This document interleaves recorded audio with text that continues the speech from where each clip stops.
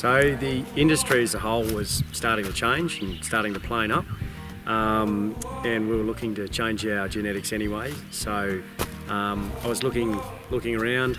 My brother went on to Kerin Poll the year before I did, and I liked the look of the rams, and certainly meeting Nigel had an impact as well. So the following year, which was about 8 years ago, I bought my first rams from Kerin Poll, and it immediately had an impact in the first drop of lambs, positively. Well, they were plainer straight away. Immediately they were plainer, which was directly where we wanted to go. The first impact I saw was selling my wether lambs with the buyers from Victoria that usually came up. The bloke with the highest bid said he wouldn't have come again that particular year unless they'd changed, and so he wanted to see them plainer, which they were, because that's what his clients required. And the clients, the restockers, they're the best judge of all, and that's what they required, and that's what they got, and that was only the first cross.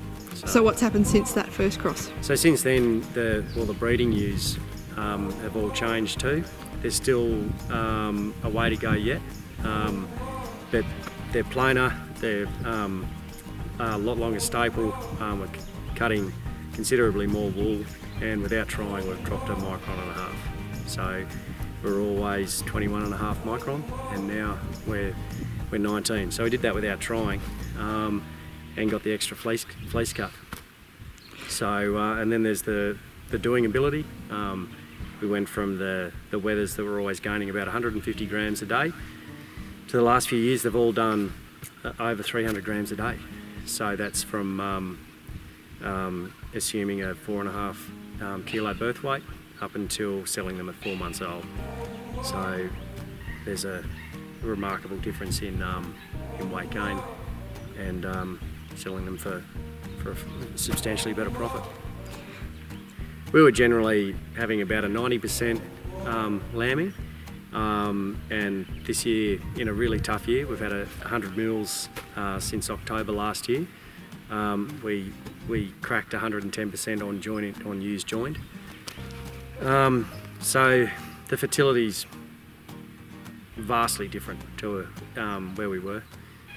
A number of the buyers wouldn't have come back if I hadn't changed. So it's hard to gauge on what the premium is, but if you take 3 or 4 buyers out of your list, you're going to be taking a massive reduction. And it was just by changing the genetics. It wasn't by actually doing much different.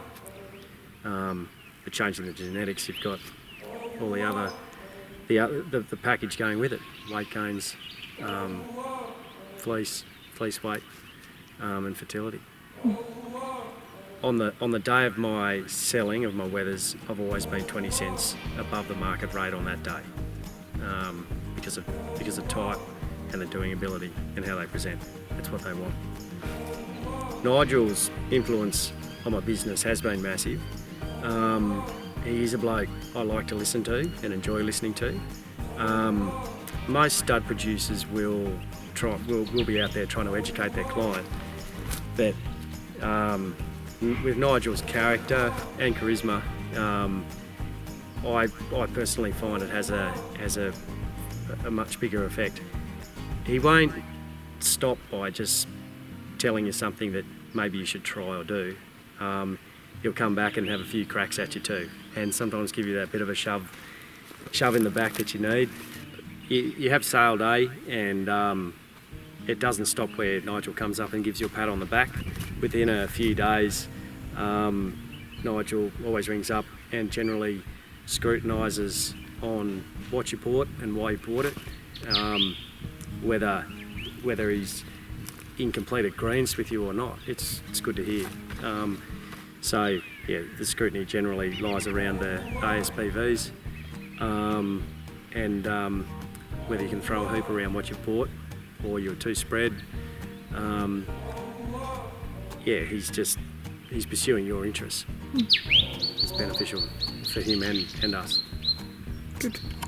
I guess the difference he's made to me is the way I scrutinise my business and scrutinise my investment I make in his genetics.